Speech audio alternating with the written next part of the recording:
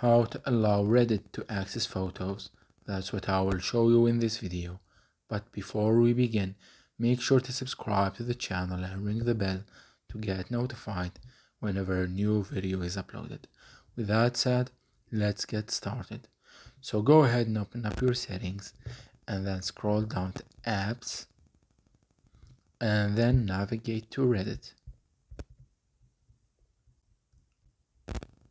Once you're here, click on permissions, and as you can see here, the camera is in the not allowed section.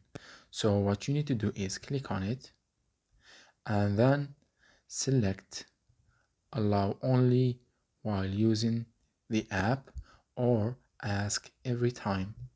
I'm gonna go with the first option, and then when you go back you will see that the camera has been moved to the allowed permissions section, which means that Reddit will now have access to your camera and photos, etc. So that was it for this video. That's how you can allow and grant access, Reddit access to your photos and camera. If you have any questions, please leave them in the comment section down below. With that said, see you in the next video.